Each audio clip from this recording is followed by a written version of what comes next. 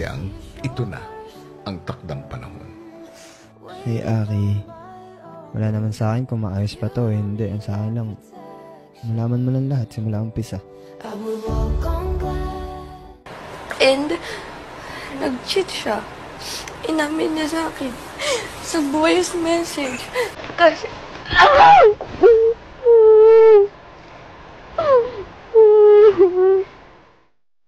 labis ang naging pag-iyak ng PBB housemate na si Sophia Smith o mas kilala sa tawag na Fiang. Matapos na malaman nitong sumuko na sa panliligaw sa kanya, ang manliligaw niya sa labas ng bahay ni Kuya na si Sin.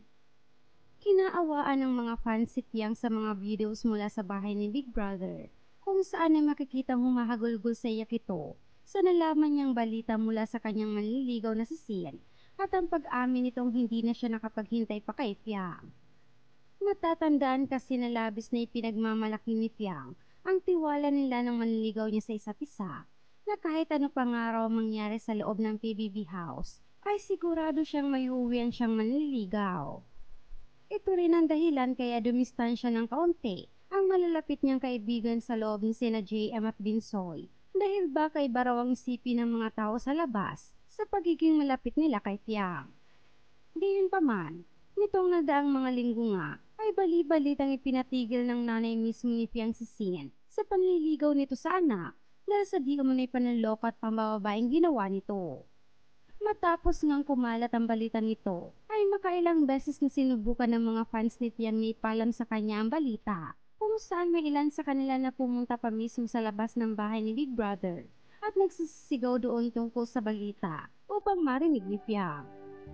Naawa rin ng ilang fans dahil makikitang patuloy na kumakapit si Fiang sa pag-uusap nila ni Sin bago ang tuluyan niyang pagpasok noon sa PBB house.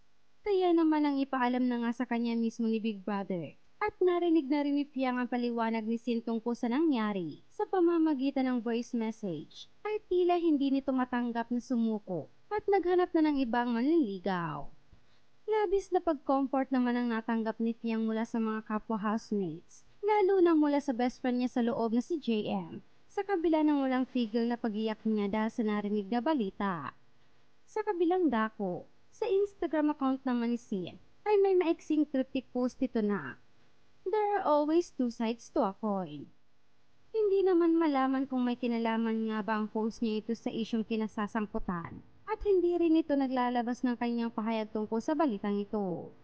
Samantala, narito rin ang mga komento ng mga netizens tungkol dito. Nasasaktan si JM. Best friend ba naman paiyakin? Sending hug Beb Fiang. Ang sakit siguro niyan. Kahit manliligaw pa yan, kung mahal mo talaga yung tao, tapos bigla mong nalaman sa ilang buwan pa lang hindi nagkita, nag-cheat na agad. Tama na Fiang.